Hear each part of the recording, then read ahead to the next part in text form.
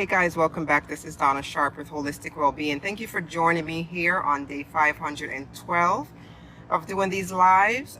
Today I'm going to continue speaking from the book, How to Create Strong Families.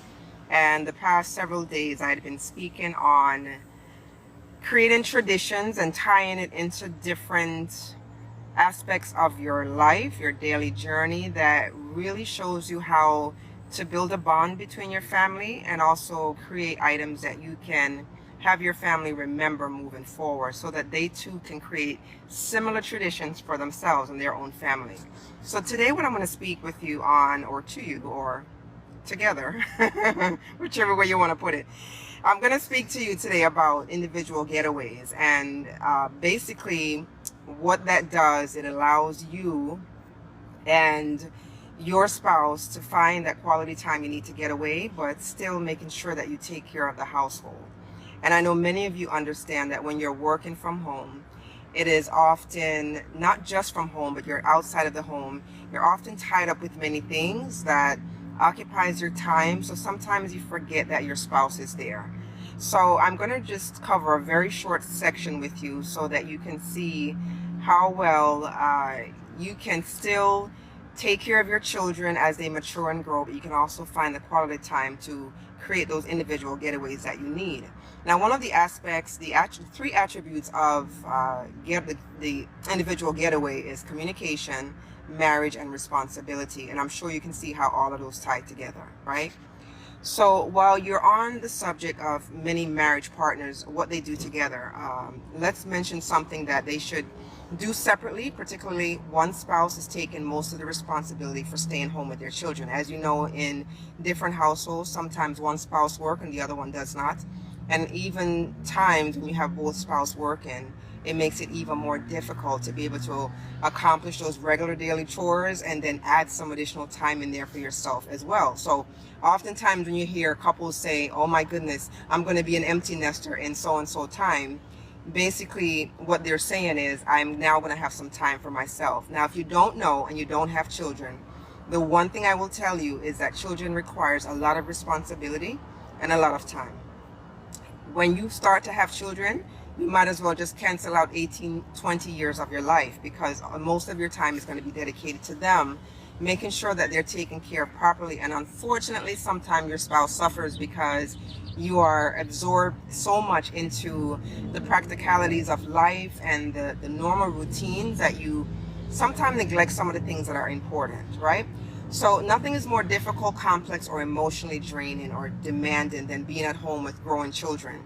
And also having to run large companies. Like I said, if you have some of those spouses, it doesn't necessarily have to mean the husband. It could be the wife as well, where they're running large corporations and their time is really absorbed because the amount of time that they dedicate into their corporate job, it's typically about 10, 12, 13-hour days. And so by the time they get home, the time is minimal for them to sit aside now and plan those wonderful traditions with your family. You have to depend on the shortness of time, and then you may not put the amount of quality that's necessary into developing that wonderful communication, right? And that wonderful relationship between all parties. So people who run large companies also spend time at home raising children, say that there's no comparison, and most out of the home jobs allow for some solitude and time alone, even if it's just a commute to and from work. Because if you have children that you're taking care of, a lot of the times you can have that conversation in the car, that drive time that you can really develop and pour into them the way that you could do the same at home. But if you're spending a lot of time in your automobile back and forth, taking them to school and drop off and work, then you want to make sure you're utilizing all the time wisely. So that's just a suggestion, right? So for parents staying at home with children, anytime even resembling solitude is very hard to find. You'll sometimes hear the spouse come home, either spouse, because you have those stay-at-home dads, and they come home and they say, well, honey, how was your day? And they look at them and say, you know what, it was tough. It was tough, especially if you have toddlers, you're chasing after them all day, and then you're trying to find that me time for yourself in between when you're taking a nap. But for the most part, it still requires a lot of attention when you're at home. So it's almost as hard as being away from home working as it is at home, because you have a whole daily routine that's set up that you have to get done prior to beginning your dinner time with your family, right? So if one of you is staying home, work together to give that person some individual getaway time. If you know that your spouse has spent 8 hours just doing every single thing from top to bottom, you want to make sure you ask them, honey, do you want, let us go to, let's try this, let's try that. Because sometimes if you don't entertain it, you'll see that you'll have that lost time, and it will just never get done, right? So I'm going to read a little story to you. It says, while our children were young, while they were preschoolers in home, Linda made the choice to stay at home. Being a writer and a musician, she still found some professional opportunities, but she decided that having it all didn't necessarily mean having it all at once. All right. She loved being with her children, but more than I realized, felt the pressure of being on the job 24 hours a day. Right. So you have to make use of the time. It doesn't matter, like I said, if you're actually on the physical corporate job or you're at home. I remember coming home from a 3-day business trip once early in our marriage, and being so excited to see our two little preschoolers. And only later in the evening, noticing how tired Linda was, how frustrated she felt at having had no time for herself or to get anything personally accomplished. On an impulse, I called a nice hotel close by and asked if they had a single room. I told Linda I thought I could handle the kids that night and the next day, Saturday. She took some correspondence, a book, an overnight bag, and went and spent 24 hours just taking care of herself. She came back next evening feeling like a new woman. I remember her saying how remarkable it seemed to set a pencil down, go into the bathroom, and come back and find the pencil still there. Since then, for us, it has become something of tradition to watch each other and encourage each other to take a short alone getaway once a month, or so maybe nothing more than a drive or a walk to get some solitude. So with this story, guys, you can see that a lot of times you have to think the time is just not going to arbitrarily be created for you. You have to make sure that you find the time. A lot of people say, I don't have the time for this, I don't have the time for that. If you don't create the time and create the space necessary, you won't necessarily be able to grab hold of the things that you're trying to get accomplished and get done.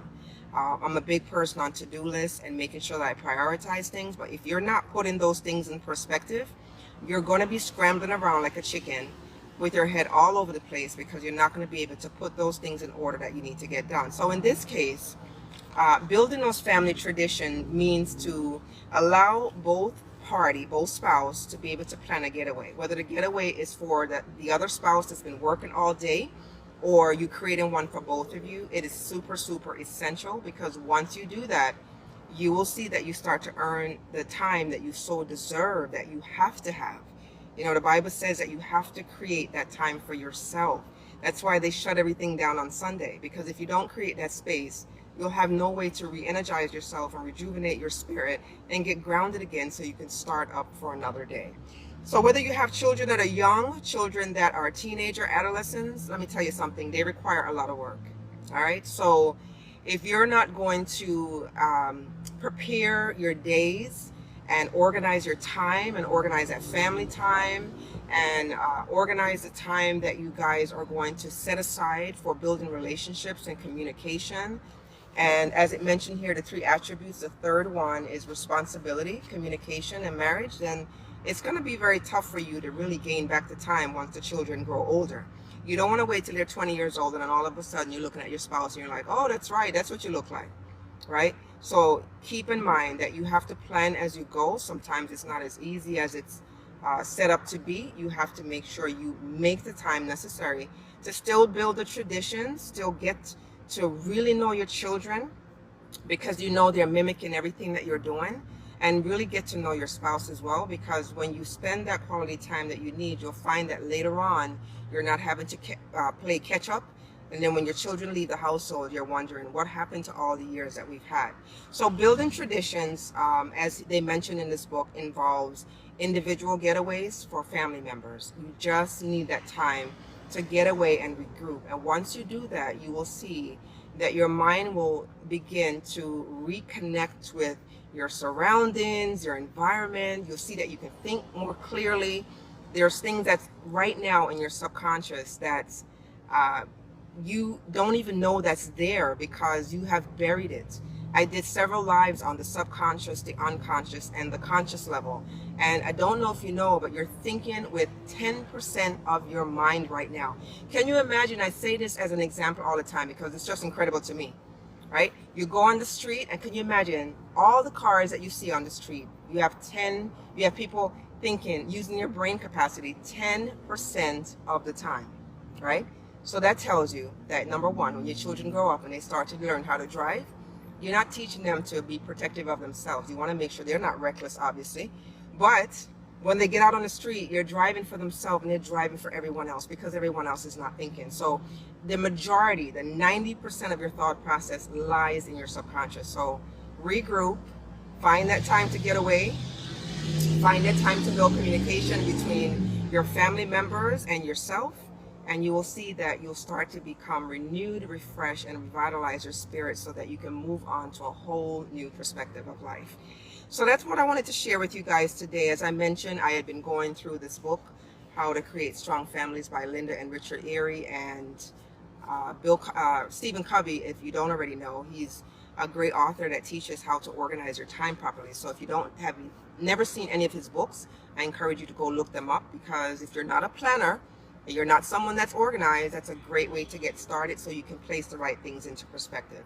So we're almost finished with the book. I know I've been speaking on this now about a month, but they really had some great content in here I wanted to share with you guys, and I'm giving credit where credit is due. That's why I mentioned the title of the book. Feel free to go get it yourself.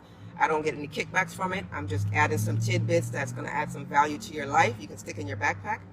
And but I'm almost finished, and I do pray that this journey has been beneficial for you and you're able to take something away from it. So if you love what you heard today, please hit the love button. Please share this with a family member or friend that you feel may need this particular topic tonight. And most of all, visit my website, holisticwellbeing.com, and there you can find out why I'm so passionate about what I do. As a last side note, I'm going to let you guys know that as of June 1st, I will no longer be on this page, on my personal page. I will be on my fan page. I have already invited some of you to like my page. So if you didn't already get the chance to accept, please take a look at your inbox if you wish, if that's your choice. Outside of that, if I did not send you a like my page, by all means, I'm going to encourage you to inbox me privately if you'd like to continue following me. I'm really not going to send it out to just everyone. So I would love, if this has been beneficial to you, to have you continue following me on my fan page. Outside of that, hi, Miss Rhonda. Thank you so much for joining. Rhonda, it's great to see you. Thanks for joining. Wanda, it's great to see you. Debbie, I think I saw you pop up. Sometimes if I don't see you write anything, I'll see the bubble. So I think I saw Deb, and I saw Mr. Ron from Hawaii. Aloha, Mr. Ron. It's a pleasure to see you.